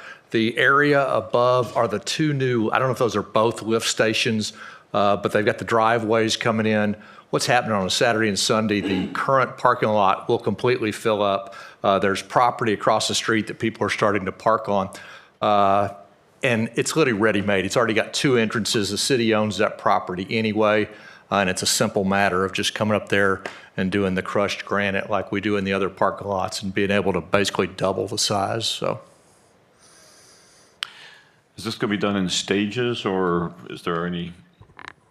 So we're working on some pricing right now for concrete and then also a granite option. And when we come back to finalize the CIP, we'll look at the two costs and where that funding could come from. So right now, we're looking for a vote to move forward, and then we'll come back with money. Tommy? That little concrete section in the center there, yeah, are you able to cross over from that old parking lot into that first highlighted area where that, I guess, driveway, for lack of a better Right term? there where the arrow is, there's a split rail fence. So it's all the same level, it's all flush, and it's just a matter of taking down that little fence, and it'll all be the exact same grade all the way to the north side. Okay, so theoretically, if this is all built out, I could enter that parking lot as I normally would in the past, and then if need be, I can drive through. Drive from one end to the other and exit any of the three exits or entrances. Okay. Exactly. Thank you. Is the vision to have all three of those parking lots the same material? The current parking lot is the decomposed granite, and I didn't know that they were considering concrete, whichever's cheapest to do the area to the north there. So. Yeah, we'll bring back two prices. Obviously, concrete's going to be a lot more, but maintenance on our granites or something that we're looking at, possibly doing a concrete standard moving forward in the future, just because the amount of maintenance. Do you think it would be any beneficial, because I know we're working on the fire training ground and all that concrete pricing. Would it be any beneficial to try to loop all that into one thing, or can we not do that since part of it's bond payments and part of it is a general fund? Right. No, you've already, you've been using the same contractor to pour? Yeah, just maybe trying to, hey, like a buying in bulk type of a thing, if that would have any effect on the pricing. No, I mean, we would probably, I think we're guesstimating at that much square footage, it would probably be over $100,000, so we would have to bid it as a separate contract. Okay, thank you. Also, would like to add impervious type parking as well. I'm not a fan of concrete at all, but maybe some other system that might work for us, but at least get a price for it anyway. See what it would be. Yeah, I agree. Anything else? Okay, then I'll take a motion. Oh, do I have a motion and a second already? Yes, I do. Thank you. Item 6.2, all in favor of moving forward? Unanimous. Thank you.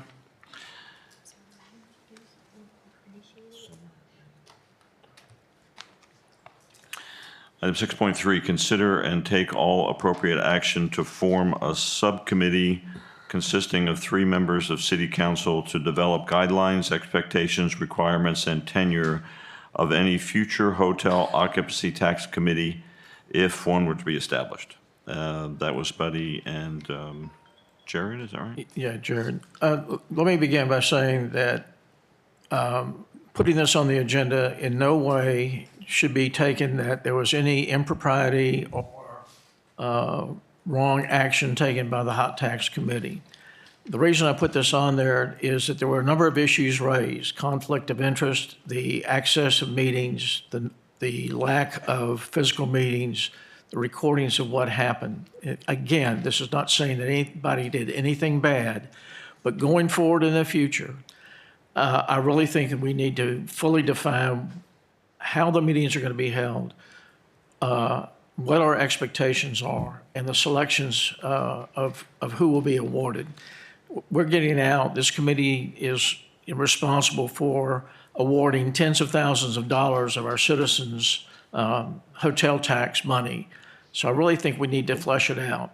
The other part of it is, this has been coming up mostly in the last year, that the city has been under getting a steady stream of open records requests. And the most recent one was for messages from our personal cell phones, text messages from our personal cell phones. I don't have a problem with that.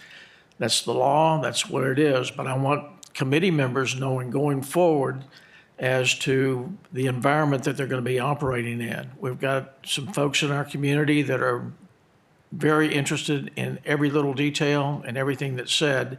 And I think in fairness to them, they should know exactly what their exposure is.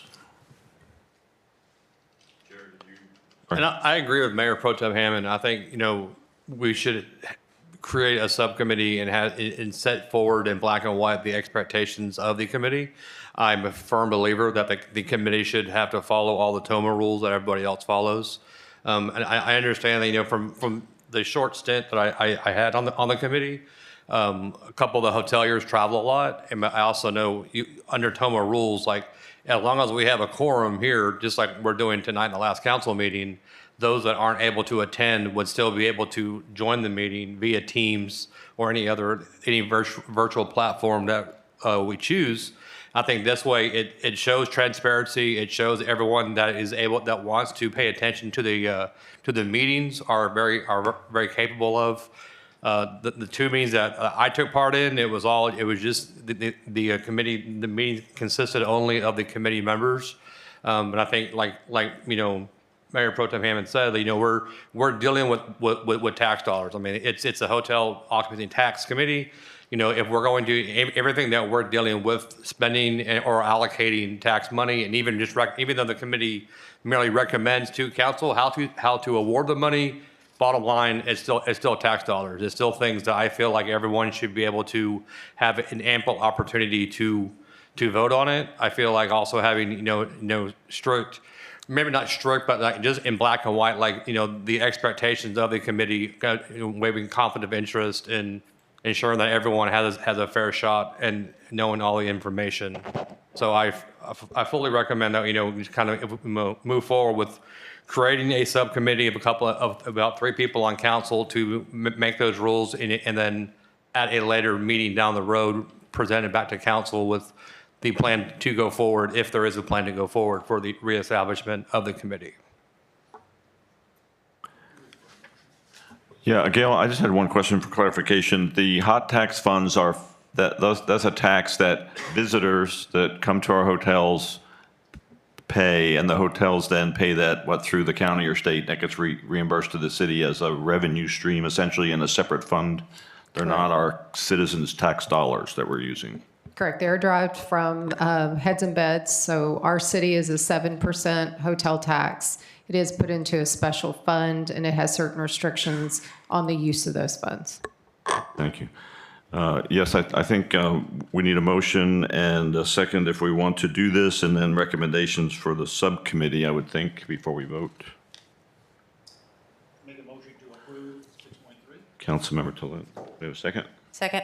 Councilmember Sanford. Okay, do we have any volunteers? I would suggest, Santos? I would suggest that Jared and Angela, since they've served on it, they're familiar with the requirements of spending hot tax money, and they could provide their insight as to what they saw that was good and what they saw that needs improvement. Those are the first two I would recommend. Jared, you good with that? Yes, I'm good with that. Okay, and when I need a third. I'll do it. And Councilman Hammond. Angela's in, yes. That's why I got the monitor turned this way so I could see. I feel like I'm on an island over here. Okay, so we have Councilmember Sessom, Councilmember Cervantes, Councilmember Sanford. Is that correct? All in favor? No. No. Oh, Hammond. Sorry, Hammond. You got it. He's got it right. All in favor? Opposed? Unanimous. Thank you. All right. Let's see. Sorry. 6.4. Consider and approve Resolution 2025-19, authorizing the submission of a 2024 grant program for ballistic helmets through the Houston Urban Area Security Initiative for $18,975. A resolution of the City Council of the City of Seabrook, Texas, authorizing the submission of a 2024 grant program for ballistic helmets through the Houston Urban Area Security Initiative for $18,975, and authorizing the city manager to act as the city's authorized representative in all matters pertaining to the city's participation in connection with the grant. I move to approve 6.4. Second. I have a motion, Councilmember Hammond, Councilmember Tolet, second. Any discussion? There being none, all in favor, raise your hand. And unanimous, thank you.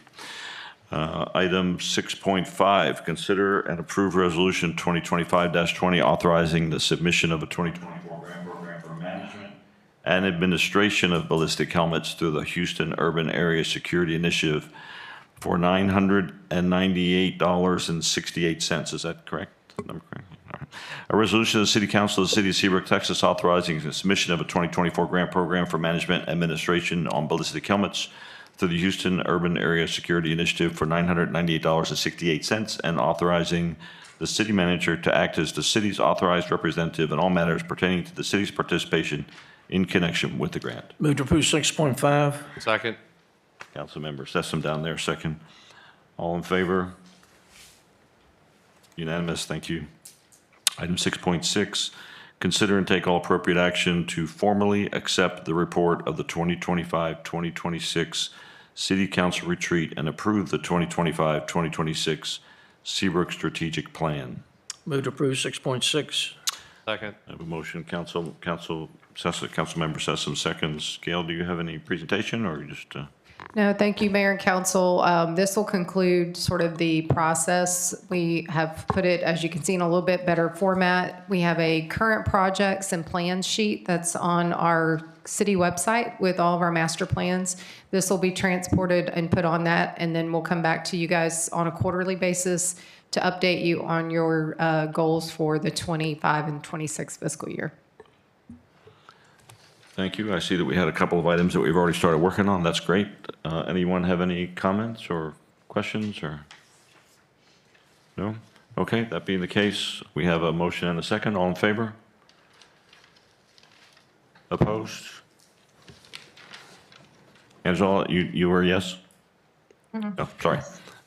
Then the motion moves forward. Thank you. Item 7, discussion. 7.1, discussion regarding the financing and construction of Pine Gully Pier. Buddy and Angela brought that forward. Okay, let me begin by giving a bit of history for those that may not be that familiar with the pier. It was built in 1984 by Texas Parks and Wildlife in partnership with the federal government. It did not cost the city anything. So it became an asset of the city and a precinct 2 in the county. When Ike came in 2008, it was destroyed. And the difference is that Seabrook was declared a disaster area, so therefore FEMA money was available to rebuild it. FEMA paid 75% of the rebuild. And we go along until Tropical Storm Nicholas came and destroyed the pier.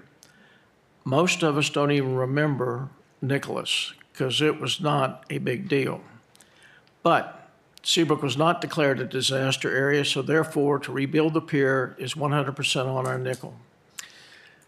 Council at the time said, gee, why do we want to go back and build a pier at the same elevation on pilings that are now 41 years old? Pilings for saltwater piers have a life expectancy of somewhere between 30 and 50 years. Ours are at 41. So we engaged an architect to come down, take a look at what was there, and give us an alternative. And boy, did he. So it comes out to $2.1 million. I think that's correct. So $2.1 million. The county came up with $500,000 for the demo, which would be taking out the existing piers or moving them to where we could put in the new one.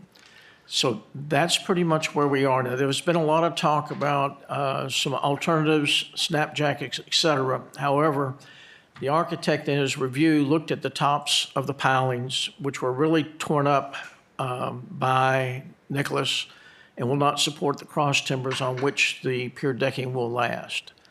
So where we are now is where do we come up with the remainder of the money? And that's one of the reasons I wanted to bring it up. Angela, I know you've got some comments that you wanted to make. Angela, if I could read this from, I reached out to, this may make a difference in decision. I said I would reach out to the county, and I did, and I received a response about the potential matching grant for the construction. Received, this was last Tuesday while I was out of town.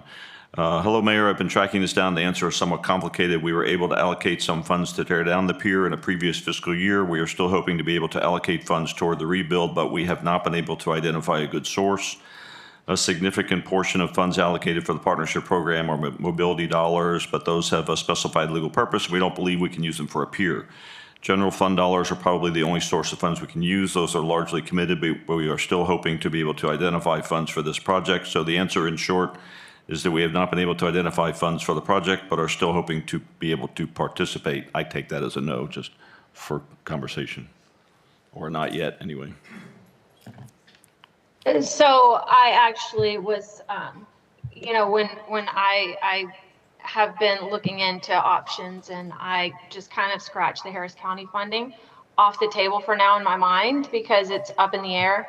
Now, in March, on March 18th of 2025, council, there was a meeting that Gail came before council, previous council, and they voted for the funding. Gail needed their commitment in order to apply for that funding from Harris County, because the city had to tell Harris County that we were going to be, that we were willing to fund the other part, had they received the grant, or had they approved the grant. Texas Parks and Wildlife also has a grant match that we missed the deadline on. For this year, I had reached out to Gail multiple times, and what I was told is that we had to earmark the funds in order to apply for that grant. So I was a little bit confused when I rewatched the meeting for March 18th, because council did agree to come up with a matching amount for the pier. But other areas of funds moving forward, other areas of funds where we could get that money with minimal citizen impact, or taxpayer impact, excuse me. So EDC funds, and as Gail stated, I asked in our last budget session, due to the community's quality of life, EDC can contribute, the city can allocate EDC funds for the pier. Also, I've confirmed twice now with Scott Joslove from Texas Hotel Lodging Association, so the attorney that offers this guidance. Because of our unique location, we qualify for an exemption called Bays and Waterways, which gives us allowance to utilize hot tax funds for a pier. And I have actually extracted some examples of other municipalities that used hot tax funds to help fund pier projects. We also have that $4 million from the Port of Houston from the disannexation of the Utsi track. 1.5 million is earmarked and required to be spent on park and park amenities. So we have that money earmarked. And then also if we do make that commitment, which council had already made in March 18th, on March 18th, then for this upcoming year, we can put in a request or a bid request, not bid, grant request from Texas Parks and Wildlife. And their grant is up to $1 million. And then if Harris County does come back and say, we will give you that money, we found it, then really the out-of-pocket for the city would be minimal because the Texas Parks and Wildlife grant is matching and they don't care where the matching source comes from. So if Harris County gives us that money, then we could be matched by the Harris County money with the Texas Parks and Wildlife funding. So there are plenty of options. The pier's dilapidated over, let's see, from 2015 to 2020, the city made $293,986 in revenue on access, people coming into Pine Gully. That number tiered off pretty substantially, almost half whenever we lost the pier. And so, I mean, if a community without amenities, and not to mention, sorry, quality of life is one of the huge areas of emphasis that we spoke about in our strategic planning. And one of those specifically called out is enhanced water access and parks. So there's really no reason not to move forward with this. Yeah, we actually, there is actually an item in the strategic, from our strategic planning session specifically about the pier. I had a question about the hot tax money. Is that not limited to 10% of the hot tax funds for use for bays and waterways? Which is not an issue, just there was some limitation, I thought, to the dollars for hot tax. Well, there are limitations, but my point was there's multiple funding sources where we could pull this money from. Sure.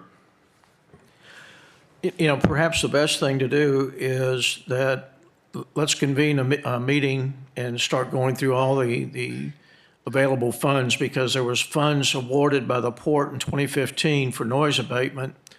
At the time, council took the $1 million that was awarded and said it will be for noise abatement. However, this council could rescind that restriction and use that for the funding. So that too could be thrown in the pot. But for the EDC money, I would suggest that we have a joint meeting with EDC if we're going to access their funds, because that's going to have an impact on how they go forward, you know, with their strategic planning. I think Buddy, that, all right, go ahead, Angela. this noise abatement, is that the $1.6 million rail spur funds that you're referring to? Yes. Those funds are legally bound to be used for noise abatement. Our city is going to, once that rail spur is completed, I'm shocked that you're suggesting that. Because once that rail spur is completed, the city is going to experience, at least maybe not where you are, but where I am and Lake Point Forest and the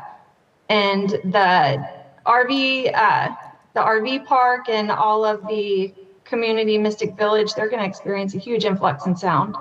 I'm not saying. So that I'm quite shocked. And when I asked the attorney, historically, we were told those funds were locked for noise abatement. So that's. I'm not saying to do it or not do it. I'm just saying that's additional funding that could be available. I don't know what the noise abatement and what is available to us and how much it would cost. I mean, you've got a 14-foot wall in Red Oak now. I don't know. Again, I'm not a noise expert, but I don't know what $1 million would do because of the things that I've looked at in terms of sound walls, et cetera, $1 million ain't going to do much for anybody. But again, I'm not saying doing it. All I know is what I remember from the 2015 is that it was a council resolution. I don't think that money, when it was given to the city or ceded to the city, had a restriction on it. It was the city that put the restriction on it. Is that correct, Gail? That's correct. We received the money from the port, and then we took it to council, and they created a resolution, and we've called that out in our financials ever since based on the resolution. Okay, so this council can then rescind that resolution. Again, I'm not saying doing it. I'm just putting all the cards on the table. I'm just shocked that that's even being suggested, and I'd like to look more into that because that is completely different than any information that I've ever received from you, Gail Cook. So, like, that the reason that those funds were granted to the city is because they couldn't figure out how to build that sound wall when they built the berm, or how to sound mitigate. So they said instead of continuing the berm or continuing to figure out how to mitigate this sound, we're going to give you $1.6 million to mitigate on your own. So that's baffling that is on the table right now, even. Well, the other thing, I think you would make a lot of people All right, upset. let's bring it back to where we need to be here. We obviously have multiple funding sources to consider.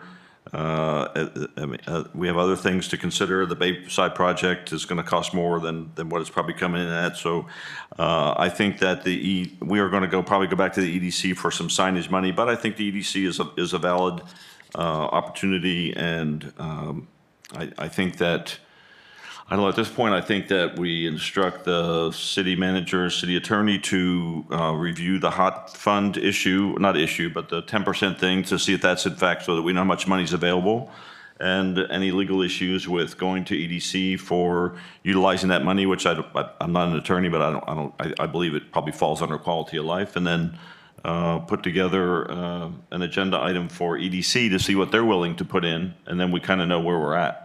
Do we have a dollar amount for the pier? 2.1. Yes, 2.1 came from the architect, and then we actually bid the project, and that's where it was solidified that it's with demolition. So it came in about 2.4 with demolition. Construction cost was about $2 million. Okay. Gail, the grant that she's referencing with the Texas Wildlife, can we look into that with our grant writers, or? So you can, the application, what I was telling her, your application, you need to designate your matching fund. Oh, so we need the first So thing. that would be, See what we're working with? right. So however, council, if you decide you want us to apply for something, I would need committed funds that you can match. Okay. The park fee schedule that we looked at, is that money go back into the general fund? It does. So it's under your general revenues, and that's the park fees that was pulled that she's referencing. So I think back to 2015 is what information that the finance director gave. And it's cumulative, so park fees would include Pine Gully without the pier, Meadow Park, Community House. It's a cumulative pot of park fees. So, and we agreed at a previous council meeting that we were in favor of the sustainable pier project, and that we would wait to hear from the county, which we sort of have. So I think it's time to move on to the next step, and that's figuring out where we're going to get the funding from. Let's move forward. Yeah, Let's do it. everyone in agreement with that? Yeah. Yep. Councilor, you had something? No, you're good? Okay. All right, we have a motion and a second for, discussion only, all right.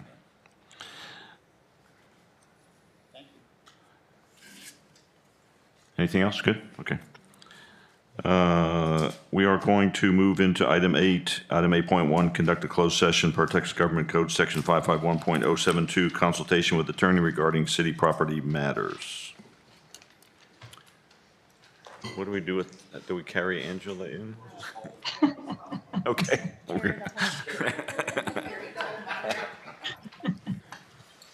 I'll wait here, guys.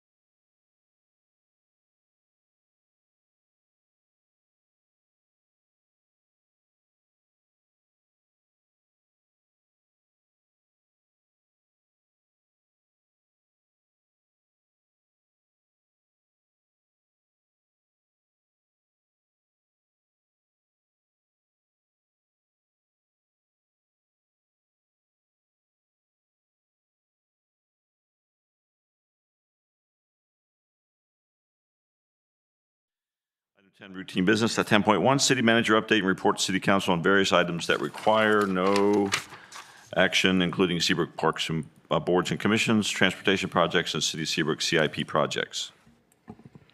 Mayor and Council, on your boards and commissions, you received a council update email regarding the actions of your Building and Standards Commission here on July 29th. The compliance hearings are now on those properties set for October 28th and September 15th. So as you recall, we had a property on Baywood that's a residential property, and then 3 that were on Waterfront Drive. So there are some stipulations. There's some publications that will go in the newspaper. So there's more on that, but there are 2 additional compliance meetings coming up. Your planning and zoning met also on the 17th, and as you recall, they're deliberating changing the swimming pool section of the code. That has passed, and they've set a public hearing for August 21st. And then it will come back over eventually to City Council, and that, again, is the use of shipping or storage containers as the structural material for a swimming pool. Your Economic Development Corporation will meet next week on August 14th. And again, as we were talking about in the budget workshops, they're going to be looking at their budget and strategic plan and priorities. And that'll be on the 14th at 6 o'clock. On the CIP projects, the water line interconnect, this is a project that's been on hold, but this is off Old 146. As soon as we can get some lane closures approved by the county, we'll get that project buttoned up, and that will come off your updates. Seascape water lines, we've had a few reach out. There's, obviously with any construction process, a little bit of a inconvenience. So we're working on some additional communications on this. This week, they've already started water sampling, so they put new lines. The purpose of this whole project is putting in brand new water lines throughout that subdivision. They've started the water sampling, and I believe there was one that didn't quite come back complete. So all this week they'll do that. Then they'll move into actually making connection services, and then there's some crossings that will finish up. So we had originally said this will all button up in August. This is looking to probably be more September, October before that final project closes out. The wastewater treatment project, we have our engineering firm, Cobb Finley, that's working on the RFP. So they've been out finishing up a couple more items that they needed from an on-site visit. So hopefully we'll have that RFP, and then that'll be turned out, and we'll start the demo process on the plant. The Pine Gully, we have a exposed wastewater line that runs on the crossing the bridge off of Toddville. So we are working and we're waiting right now on an environmental report, and then we'll have a RFP that goes out on Pine Gully force main. On facilities, hopefully everyone has visited Brummerhoff Park, because we put a lot of money in there with the ARPA funds. Our Public Works has done just a really amazing job this past week. So the 2-seater restroom was delivered. We got the electrical work done, and they in-house did the entire ADA ramp and railing and steps. And so they're now working on the final landscaping around that. So that excellent job out there, and we're hoping to have that restroom open Friday. Awesome. Pelican Bay Pool Facility, the Public Works is staying in contact with the consultant, and that is a design bid build, and we're looking to do next week, August 12th, a progress report to see how their layout is going. So that project is coming along. Your EMS expansion project at the fire station, we also had a kickoff meeting with the construction contractor. We are arranging to have a CIP board put up on the fire station property, and then we will get with City Council and do a groundbreaking ceremony. So within the next 2 weeks, we'll be reaching out to do that ceremony. Carruthers Gardens, your contractor for Carruthers Gardens East Trail Track System did sign off on the agreement, and so we'll be working on notice to proceed and mobilization at that project. We're also working on East Meyer. So East Meyer is a CIP project, and Brian is working on a proposal to come back over to City Council to kick off design. We're hoping that the county will have some more grant money in the spring, and if we can get that designed on our funds, then we'll be ready to submit possibly for the construction side of that. If not, again, we do have certificates of obligation funds that we'd like to move forward with and allocate towards some of the city's roadways. North Meyer, no significant updates on that. Again, this is in design, and we're working with the county contractor at this point. Concludes my report. Any other questions? I have a question. I'm sorry, go ahead. I have a question. I know like Friday at Meyer, we had that gas leak that was struck by the crew that was doing contractor work and caused a pretty big headache for a few hours. Is there anything that the city can do to hold contractors responsible and any type of fines that can be levied on them for, especially on situations like that? I mean, unfortunately, like Gale's Feed Store, they were pretty much shut down for about 4 or 5 hours because no one could get there unless you walk there to pick up dog food. I just didn't know if there was anything that the city could do to kind of hold them responsible. It is a huge problem across our region. It's fiber companies that are coming in. So we do have a permit process so that we can collect their bond and their insurance proceeds. So we do have a contact for them. But we have lost our fiber conduit right after we put it in, multiple water lines. If you recall, one of the communications right here off of North Meyer, the weekend before last, they actually bored through a water main. So not even a connection, a water main. So the guys spent the majority of the weekend. So we do follow up, we bill those. And to my knowledge, we're successful some of the time. They do dispute the charges sometimes because we do bill for all of our personnel. So if our public works is out there, we're collecting all that information and billing for it as well. Yep. The broken wastewater pipe there by the bridge, did that cause the green water, the bright green water that? No, we have gone out there every time that the public has had concerns about that. And Alligator Pond, if you go on the wildlife trail, you can tell there's an algae bloom that's happening. So we are collecting water samples, and Public Works is sending those off. We've also contacted Harris County Pollution Control, and there's nothing that's showing up in any of the sampling. Yeah, okay, thank you. Anything else? Yes. Yeah, just one more quick question, Gail. In regard to the Meyer disaster that happened, who in the city typically pushes out those notifications to the public when something like that happens? Because maybe you guys did. I didn't get a notification. I don't remember seeing one. So I'm not sure we did on the gas line. The weekend before on the water line, where we actually had to turn people's water off, we did utilize our emergency system. So we can put a lasso around, like say for the east side, the houses that were impacted, we would do a specific call down to the impacted parties. So we did not do anything on the gas line, and we should have. So we'll work on that in the future. Thank you. I thought I saw maybe a Facebook post about the road closing. Was that the gas line?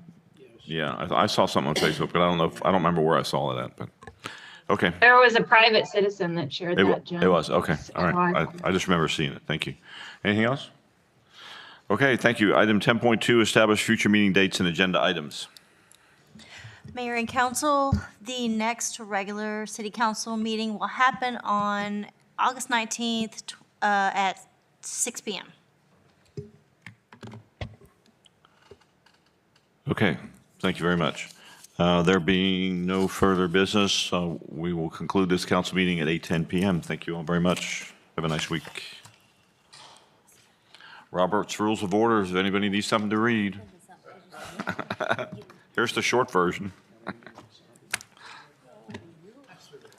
This is